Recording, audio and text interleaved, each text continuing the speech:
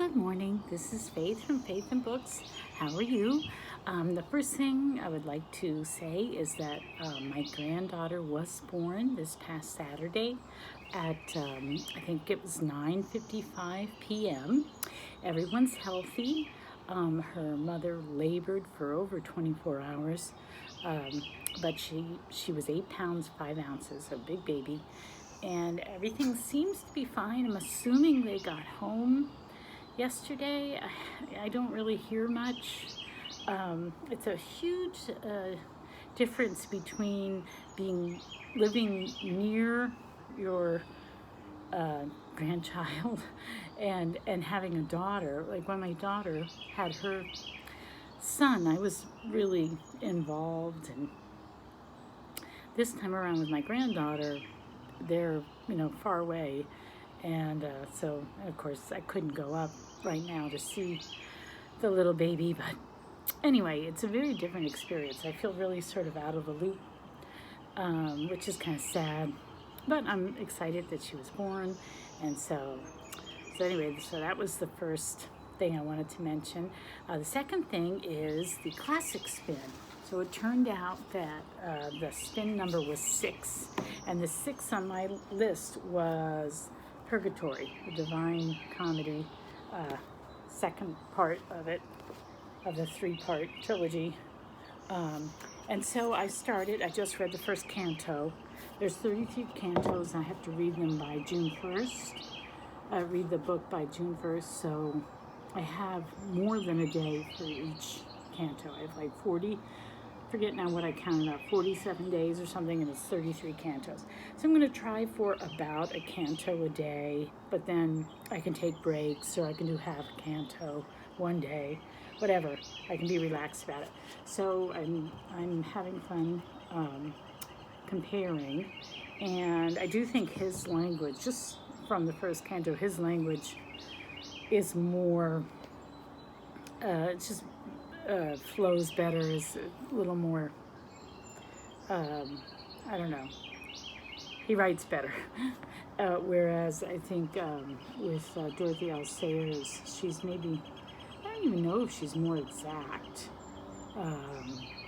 but it's a little harder to read. And this is just based on the first canto. So anyway, but it's interesting. So I think I'm going to enjoy that, although I am also reading Pilgrim's Progress, which is an allegory. So I'm sort of getting my fill of Christian allegory, and I don't know, I'll probably be pretty satiated with it by the time I get done. But what I'm really going to do here, the bulk of this video, is a tag. It's Tag Tuesday, and I only saw one BookTube video yesterday, and it was Bill Ruttenberg's at the Ruttenberg Library, and he tagged me. So that was very convenient. So thank you, Bill. And I'm going to just go through this tag. It's called the Buried Treasure Tag, and I forgot to look up who originated it, but I'll put that in the link below. So yeah, I'm not sure. I'll link to Bill's, and I'll link to whoever originated it. So here are the prompts. Prompt number 1. A book that has been on your shelf a long time, but you have never talked about on your channel. Where did I put this book? Oh, it's on top. I've only been around for 7 months or so, there's a lot of books I haven't talked about, but I just arbitrarily picked this one out. This is the Travels of Jamie McPheeters. Now this is a newer edition. I don't know what happened to my older one, but by newer I mean I bought it, a dozen years ago. But this is a book that I don't think is very PC, and so it doesn't get the attention that it used to get. But it's just a rollicking Western. It's about a boy going, I guess it's the gold rush, and he and his father are traveling across country. And the foreword is by John Jakes. So Bill Ruttenberg, I know you like him, so you might like this book. It's the Travels of, in his introduction, his first line is, "The Travels of Jamie McPheeters is a work I rank right up there with Lonesome Dove." So it's, it did win the Pulitzer, but it's not PC when it's portraying Native Americans or Mormons. But in spite of that, it's just a rollicking tale. It's a real page turner. I couldn't put it down. So that would be my answer to prompt number 1, a book that has been on your shelf a long time that I've never talked about on my channel. So that's that one. Prompt number 2, a book with a cover so awful it's actually awesome.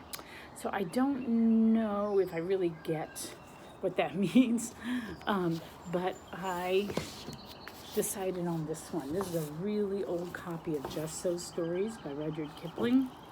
And this is just the weirdest cover. It's elephants, and I know there's one story about how the elephant got his trunk, and you can see that's in the middle. And I can't tell if the picture itself is just kind of weird or if it's just old and faded. So, you could just think it's a bizarre cover, or you could think it's old and faded and it looks kind of antique. So that was my pick for that particular prompt. All right, number 3, a book you love that you wish everyone would read. Okay, for this one, so I'm kind of on a cowboy theme here. Is this the right one? Yes. My Friend Flicka. I read this book over and over and over again, and it's just gotten so, just such a change, mutilated. The movies they make, it's some girl who, is into horse jumping or something like that. It just turned it into something really not good. But this is kind of a cowboy story. It's set in Wyoming, and it's the sort of coming of age story of Ken McLaughlin, who really wants to be accepted by his father. And it's actually a trilogy. There's My Friend Flicka, and then the next book is Thunderhead, and then the last book, I think it's called The Green Hills of Wyoming. And I have 2 of these volumes, these old volumes. It was published in 1941, and I want to get the 3rd one. That's a used book that I really would like to look for. I want to get the Green Hills of Wyoming in this same edition, if I can do that. Anyway, My Friend Flicka, the original story is wonderful. The writing is wonderful, and don't pay attention to what the movies have done to the story. It's a great story. So that's the one I want everyone to read. Let's see. A well-known author's underappreciated work. I couldn't think of anything. I really couldn't think of anything, so I'm just going to skip this one. I'm sorry. The only thing I sort of could think of, but I've mentioned before, is Mary Barton by Elizabeth Gaskell. And I know if you go to Kathy Grimm's channel, she really didn't like that book. But I liked it because it sort of gives the picture, a contemporary picture of what industrial life was like in northern England, and the whole labor movement, and just the poverty of the people. Like, it was really dire poverty. And Elizabeth Gaskell was the wife of a minister, and they worked with the poor. That's what they were doing. And so she really knew about it, and it's very sympathetic to that class of people in the early industrial revolution. So I found it very interesting from a labor point of view, and it's not nearly as popular. It's never gotten made into a TV miniseries like Cranford and Wives and Daughters and North and South. So maybe I'll say, I don't have my copy with me, but maybe I'll say that one. I had thought about that last night, and then I was going to look for other books, but I couldn't think of anything. So I guess I'll say Mary Barton by Elizabeth Gaskell there. All right, prompt number 5, the oldest edition of a book on your shelves. So I'm going to answer 2 different ways. So I have a whole set of Jane Austen novels. Supposedly, the pages are 1816, but it's been rebound in leather. But this was a gift from my husband. He bought it from some seller in the UK. No, it's not 1816, 1833. 1833. So the interior is supposedly 1833. but it's been rebound. So that could be my oldest. Or I also have, where is it? I also have this falling apart book. It's the Meditations of Saint Ignatius, and it's 1862. Yeah, so this might be, and this, I mean, it's falling apart. I need to take care of it. I have so many books like this that I inherited because, as I've said before, my grandfather bought lots and lots of books. Oh my gosh, look what I just found. Who is that? I don't even know. Oh my gosh, look at that. Anyway, it stained the page. Look. Anyway, I think this might be it. It's what did I say it was? 1862. Yeah, 1862. So, I think that's my oldest. So, all right. The next one is an author on your shelves that you've never heard anyone else talk about. So, I'm cheating a little bit on this. This is also a very old-looking book. And if you open it up, you can see that it says Mary Flynn, 8 Hubert Street, Dublin. And that, Mary Flynn, eventually came to America and married my father's cousin. And she became Mary Welch, and I knew her as Mary Welch. And when I have a lot of her stuff, actually, because my father wound up being the executor of her estate, and I went in and helped him clean out the apartment. I have all kinds of things that I got from her, including this old book. But I didn't even realize this when I knew her. She was the author of some popular children's books, which is funny, she never had children, called Cornelius, about a rabbit named Cornelius. And I'm going to link to Pinterest or something. They're collectibles, I guess. I don't think they've been republished.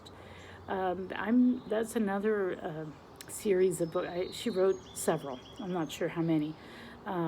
But I would like to collect those books. So Cornelius Goes on Holiday, I think, is one of the books. So I don't have those books. I just have Mary Flynn's old poems of Keats, with her old address in Dublin. When I was 16, we did go to Dublin. We met all these people that we were sort of related to. Mary Flynn, 8 Herbert, is it Herbert? I don't know. Street, Dublin. Anyway, so I'll link to the books on Cornelius, the rabbit. All right, so that I've never heard anyone ever talk about Mary Flynn before. A book you love from your shelves that you haven't read in over 5 years.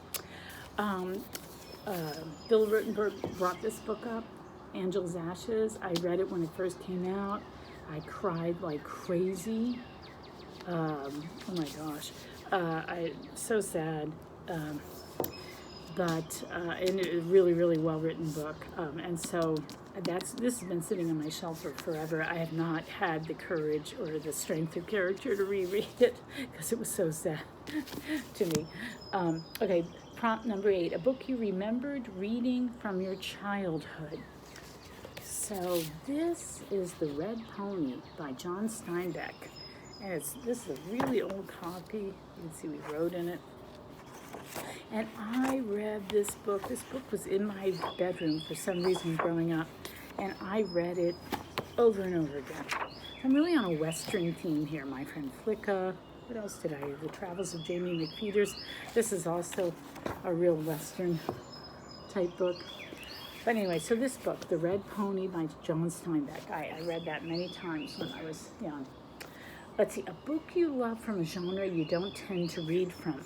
I'm not a big fantasy reader, but I read these when they came out when I was young, and I read them to my kids as well, and I just love them. It's The Chronicles of Prydain by Lloyd Alexander, and they're kind of supposedly a takeoff of The Lord of the Rings. They're really sort of more related to Welsh folklore or Welsh mythology. But I just love these books. So I'm really picky about fantasy, but this one is my number 1 favorite. I really like it. Let's see, and then prompt number 9, a book you love. Oh wait, that was it. Book 10. Oh, I'm supposed to tag people, and I forgot to think of people to tag. Who will I tag for this? Well, you'll just have to look in the notes below to find out whether or not you're tagged. Usually I just do a blanket tag because I don't want to offend anybody, but maybe I'll try to come up with a few people to tag.